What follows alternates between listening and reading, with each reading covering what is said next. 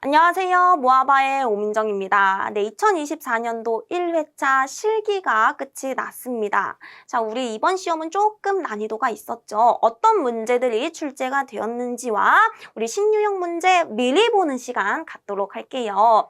자, 우리 가장 먼저 출제 경향을 한번 살펴보도록 하겠습니다. 제가 형광펜 치지 않은 부분들은 전부 다 거의 기출과 동일 혹은 유사하게 출제가 되었다라고 생각을 해주시고요. 형광펜 친 부분들 위주로 어렵게 출제가 된 문제들이다라고 확인해 주시면 되겠습니다. 자동화재 탐지 설비는요, 총 5문제가 출제가 되었죠. 배점은 30점입니다. 첫 번째, 일과성 비화재보 방지책이 출제가 되었고요. 15m 이상 20m 미만에 설치 가능한 감지기도 출제가 되었는데 얘는 암기법도 있었죠. 암기법 생각나셨으면 반드시 맞추셨을 만한 문제다. 감지기 회로에 있어서 종단 저항 설치 기준도 출제가 되었습니다. 뿐만 아니라 공기관식 차동식 분포형 감지기, 얘는 무엇입니까? 그쵸? 빈출 문제죠. 우선 경보 방식일 때 경보가 어디에 울리는지. 자, 이 문제도 우리 법이 개정이 되면서 우선 경보 방식에 있어서 법이 개정이 되면서 제가 해당 관연도 문제를 법에 맞게 수정해서 우리 교재에 수록을 해놨었습니다. 거의 유사하게 똑같이 출제가 되었다라고 생각을 해주시면 됩니다. 이렇게 해서 여러분들이 자탐에 있어서 30점은 먼저 맞고 가셨을 거다 뿐만 아니라 단독 경보형 감지기도 5점짜리입니다. 당연히 다들 맞추셨어야 된다. 35점은 일단 맞았죠. 그리고 나서부터가 조금 문제죠. 계산 문제 3문제 중에서는 광속 구하는 문제가 거의 기사에 있어서는 신출 문제로 출제가 되었습니다. 얘는요, 산업기사의 조명 등의 개수를 구하시오라고 출제가 되고 있고요. 우리 이론에서 제가 한번 다뤄드린 적이 있죠. 이론에서는 산업기사 문제에 맞게 조명 등 개수를 구하는 문제로서 제가 다뤄드렸습니다. 그 중에 광속을 구하는 문제가 출제가 되었다. 어려운 문제다 생각해 주시고요. 동기 속도를 구하고 회전수가 1730rpm일 때의 슬립을 구하시오. 다들 맞추셨을 만한 문제입니다. 그런데 얘가 은근히 많은 질문이 들어오더라고요. 자, 슬립을 저는요 3.89라고 썼는데요. 저는요 4%라고 썼는데요. 무엇이 맞나요? 제가 쓴 답은 틀리나요? 둘 다 맞습니다. 결론적으로 먼저 말씀드리면 둘 다 정답입니다. 아시겠죠? 자, 우리 수학과 물리, 전기에 있어서는 해당 유효 숫자라는 개념이 있습니다. 하지만 자격증 시험은요, 학문을 공부하는 사람들은 아니죠. 자격증 취득을 하기 위해서 처음 숫자의 개념에 접하시는 분들이 계실 겁니다. 따라서 우리 계산 문제 푸실 때 소수점 몇 번째 자리까지 써야 되는지 많이들 헷갈려 하시고 끝까지 늘었으면 안 되겠죠. 그렇기 때문에 수험자 유의사항에는 셋째 자리에서 반올림해서 두 번째 자리까지 쓰시오 라고 적혀 있는 것입니다. 여러분들이 어디서 반올림 했는지 이 정도의 오차는 상관이 없어요. 둘 다 정답입니다. 아시겠죠? 너무 걱정 마세요. 자, 그리고 전동기를 사용해서 저수조에 양수할 겁니다. 걸리는 시간 몇 분인지 계산하시오. 다 맞추셨을 거다. 자, 누전 경보기 2문제 출제가 되었습니다. 설치 방법 맞추셨을 거다. 하지만 전원 기준은 한 번도 관연도에서는 출제가 된 적이 없죠. 관연도에서는 출제가 된 적이 없지만 핵심 이론에 제가 수록을 해놨고요. 어떤 분들은 저는 핵심 이론까지 꼼꼼하게 봐서 맞췄습니다 라고 하신 분들이 계시고요. 저는 관연도에 집중을 해가지고 얘는 맞추지 못했습니다 라고 하신 분들이 계십니다. 어려운 문제 맞아요. 자, 비상 콘센트 설비도 2문제 출제되었습니다. 첫 번째 설치 기준은 다들 맞추셨을 거다. 하지만 괄호 채우기 문제까지는 다 맞추신 분들은 거의 없다라고 저는 생각하고 있습니다. 그쵸? 자, 이어서 회로 문제 보도록 할게요. 가장 어렵게 출제가 되었었죠. 잡탐 설비와 비상방송 설비의 미완성 결선도를 완성하시오. 과거에 출제가 되었던 문제는 맞아요. 하지만 그 당시에는 해당 구멍을 뚫어놨고요. 거기에 해당하는 부분만 그리면 됐었는데 이번 시험은 전부 다 뚫어놓고 그리시오라고 출제가 되었습니다. 많이 어려워진 문제다라고 생각을 해주시고 타임 차트 마찬가지입니다. 자, 논리 소자의 명칭과 입력에 대한 출력. 해당 노월 회로인지 5월 회로인지 랜드 회로인지 엔드 회로인지 얘도 절반은 맞추셨겠지만 절반은 틀리신 분들이 많다라고 말씀드리고 싶어요. 자, 이어서 기타 사항 보도록 하겠습니다. 기타 사항 보시면 두 문제 확인을 할 수가 있는데 축전지, 연축전지 화학 반응식입니다. 자, 연축전지의 화학 반응식과 허용 전압, 부동 충전 방식, 용량 얘네는 맞추셨겠지만 화학 반응식은 많이들 틀리셨을 거예요. 신출 문제에 해당이 됩니다. 신출 문제예요. 그리고 3로 스위치도 정확하게 말하면 우리 소방 전기보다는 전기기사 문제죠. 많은 분들이 틀리셨을 만한 문제다라고 생각을 하고요. 자, 이어서 제가 요 노란색으로 형광펜 쳐져 있는 이 부분들만 한번 풀어드리도록 할게요. 자, 첫 번째 문제입니다. 계산 문제고요. 광속을 구하는 문제라고 생각을 해주시면 돼요.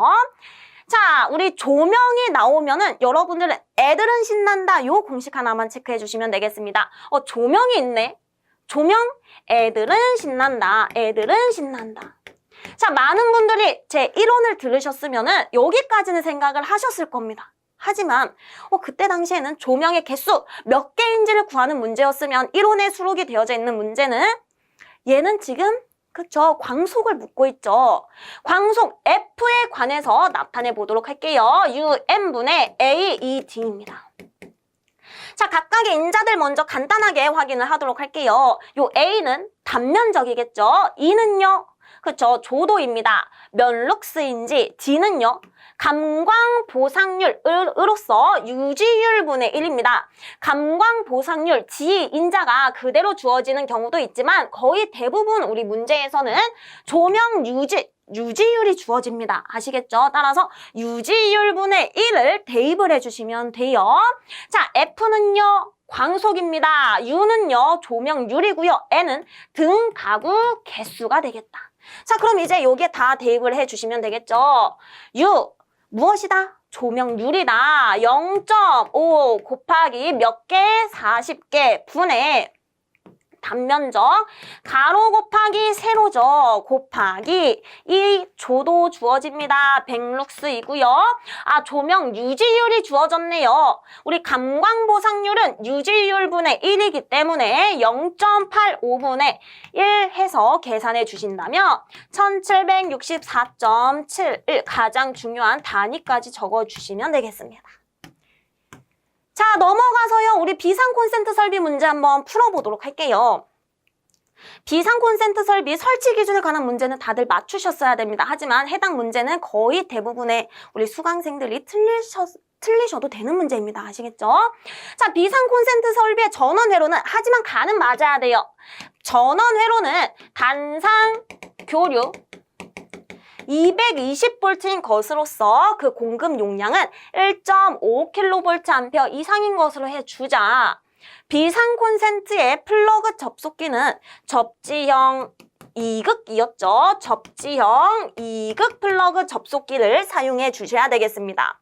대망의 다입니다. 비상 콘센트의 플러그 접속기에 칼바지의 접지극에는 자, 비상 콘센트 보시면 칼 꽂는 부분이 있고요. 그 꽂음을 당하는 부분이 있습니다. 얘가 바로 칼바지예요. 칼바지에 접지극이 있죠. 이 접지극에는 그쵸? 접지 공사를 해야 된다. 여기까지. 자, 넘어가도록 하겠습니다. 세 번째 문제입니다. 연납축전지의 화학 반응식 보도록 할게요. 가가 신출 문제고요. 이 신출 문제를 제가 강의 도중에 딱 한 번 언급한 적이 있습니다. 언제 언급을 해드렸냐? 필기 이론 시간에요. 전기 일반의 우리 필기 이론 시간에 제가 실기에 출제될 가능성은 정말 낮지만 우리 교재 말고 노트 한 구석탱이에 적어두시면 좋을 것 같습니다. 출제될 가능성은 정말 낮아요 했던 거 생각나시는 분들이 계실까요? 우리 수강생분들 중 한 분은 생각이 나셨다라고 하시더라고요. 자, 보시면 연축전지에 대한 방전과 충전 반응식입니다. 2차 전지에 있어서는요. 충전과 방전이 계속해서 진행이 되죠. 얘를 화학식이 주어졌고요. 그 괄호를 한번 채워보시오라고 출제가 되었습니다. 자, 얘는요. 이산화납입니다. 이산화납이고요. 이산화납이 플러스 양극이죠. 음극은 납입니다. 납. 얘는요, 전의 액입니다. 묽은 황산이라고 생각을 해주시면 돼요. 묽은 황산. 이산화납이 묽은 황산과 납과 만나면 방전이 되네. 자, 그때 물이 생성이 되고요. 얘는 황산납입니다. 다시 말해서 요 음극이었던 납은 황산납으로 변하고요. 플러스였던 양극이었던 이산화납은 또 무엇으로 변하는데 문제가 묻고 있는 것은 요 양극 이산화납은 도대체 무엇으로 변하냐 그걸 묻고 있네요. 무엇으로 변합니까? 그쵸? 동일하게 황산납으로 변한다. 요거 하나 체크를 해주시면 되겠습니다. 그러면 플러스 양극도 황산납으로 변했다. 마이너스 음극도 황산납으로 변했다. 방전이 되었으면 다시 충전이 되고 다시 방전되고 이게 2차 전지 연납 축전지라고 생각을 해주세요. 자, 이어서 나를 한번 보도록 하겠습니다. 연 축전지와 알칼리 축전지 허용 전압을 각각 써봐라. 연 2, 알 1, 2. 얘는 못 쓰셨으면 안 됩니다. 연이 R1, 1이 되는 R1, 2가 되는 것이고요. 세 번째, 다음 회로는 어떠한 충전 방식인지 한번 써보래요. 예, 부동 충전 방식이죠. 부동 충전 방식도 간단하게 넘어가도록 하겠습니다. 자, 마지막 라를 한번 보도록 하겠습니다. 비상용 조명 부하가 60W 100등이 있고요. 30W 70등이 있습니다. 방전 시간 주어졌고요. 쭉 주어졌어요. 허용 최저 전압 주어졌고요. 온도도 주어졌네요. 그때 축전지 용량을 구하시오. 단 전압 200V이고 보수율 주어졌으며 용량 환산 시간 계수 K 1.2다. 축전지 용량 어떻게 구해요? C는 L분의 1 KI입니다. 자, 그래서 우리가 넣으려고 보니까요. 보수율 0.8이다라고 주어졌네요. K 1.2다라고 주어졌습니다. I가 주어지지 않았습니다. 가장 먼저 우리가 해야 되는 것은 I, 전류 구하는 것이죠. 전류 어떻게 구할 거냐? P는 VI, 전력에 관한 공식을 이용해서 구할 겁니다. 아시겠죠? 자, I는 V분의 P가 될 것이고요. V, 전압 200V 분의 P는요, 60W 100등, 60 곱하기 100 플러스 30W 70등입니다. 자, 이렇게 해서 계산해 주신다면 40.5A가 나와요. 그럼 여기에 최종적으로 대입해 주시면 되겠죠. 자, 보수율 0.8분의 1 곱하기 시간 계수 1.2 곱하기 40.5 계산해 주시면 60.75 암페어 아워다. 요거 적어주시면 끝입니다. 자, 이어서 마지막 3로 스위치 한번 보도록 하겠습니다. 다음은 한 개의 램프를 두 개소에서 점등과 소등이 가능하도록 하는 3로 스위치입니다. 3로 스위치의 배선을 완성해 보시오. 3로 스위치가 무엇입니까? 그쵸? 조금 길이가 긴 복도라던가 아니면은 그쵸, 통로, 위아래 계단 요런 것들을 생각을 해주시면 되겠습니다. 여기서 켰으면 내가 갈 거 아닙니까? 그쵸? 도착한 지점에서 끌 수 있도록, 혹은 여기서 켰으면 여기서 옵니다. 내가 도착한 지점에서 끌 수 있도록 만들어주는 것이 바로 3로 스위치입니다. 여기서도 끌 수 있고 켤 수 있는 점등과 소등이 가능한, 여기 지점에서도 점등과 소등이 가능하도록 만든 스위치가 바로 3로 스위치가 되겠습니다. 어떻게 그려줄 거냐? 요렇게 해서 램프고요. 전원이죠. 쭉 연결을 해주세요. 쭉 연결해 주신 다음에, 자, 지금 스위치가 여기에 가 있네요. 이 스위치는 여기다가 연결해 주시면 될 것이고요. 요 지점은 이렇게 연결을 해주세요. 자, 그러면 여기서 이제 제가 설명을 해드리도록 하겠습니다. 자, 지금 스위치 부분이 이렇게 가 있습니다. 그러면 얘 지금 여기로 가 있죠?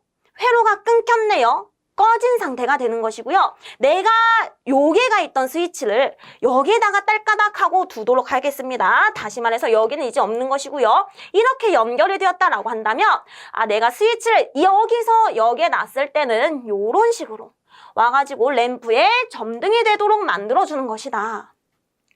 자, 그러면 지금 반대로 점등이 되어져 있습니다. 내가 여기서 점등시켰어요. 이쪽으로 가요. 여기서 끌려면 다시 한번 이쪽으로 눌러주시면 되겠죠. 그러면 회로가 원래 이 상태였던 것이 더 이상 여기에는 회로가 없고 꺼진 상태네. 소등이 되는 것입니다. 자, 다시 한번 설명을 해드리도록 할게요. 자, 요렇게 쭉 그어서 바깥 부분 연결해 주시고 안 부분 연결해 주신다면은 현재 상태는 소등된 상태다. 여기에 연결이 되어져 있고 여기에는 지금 연결이 되어져 있지 않고 이 스위치가 여기에 연결이 되어져 있죠. 회로가 끊겼다라고 생각을 해주시면 돼요. 그리고 내가 이 스위치를 여기에 있는 스위치를 이렇게 옮겨 봅시다. 옮겼다면은 이제는 회로가 이렇게 되어서 이 방향으로 와서 램프가 점등이 될 것이다. 자, 반대로 내가 이제는 점등이 된 상태입니다. 이렇게 봐주시면 돼요. 이렇게 봐서 점등이 된 상태다.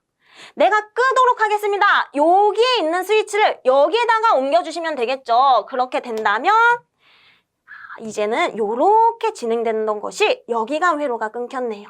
이게 바로 3로 스위치가 되겠습니다. 아시겠죠?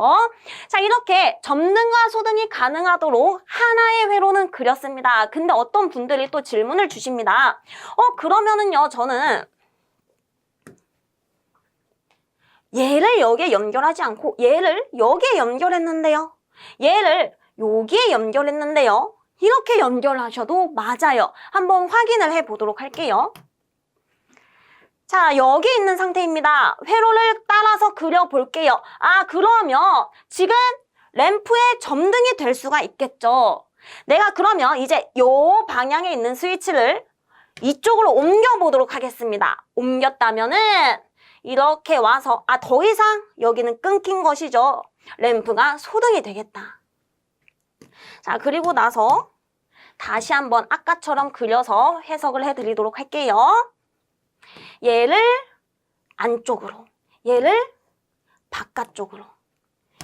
자, 그리고 이제 이 스위치를 요 위치에 두도록 할게요. 그러면 이렇게 진행이 돼서 점등이 아니라 이제는 소등이 되어져 있는 상태다. 요 상태에 있는 스위치를 여기로 옮겨보도록 할게요. 전류가 흘러가서 램프에 점등이 될 수가 있겠죠. 이게 바로 3로 스위치다. 그러면 다시 정리를 해보면 두 가지의 정답이 나올 수가 있겠네요. 첫 번째는 안쪽과 바깥쪽을 연결한 요 그림과요. 그리고 두 번째는 바깥쪽과 안쪽, 안쪽과 바깥쪽 이렇게 연결한 그림 둘 다 정답이 되겠습니다. 자, 여기까지 해서 우리 맛보기 시간은 마치도록 할게요.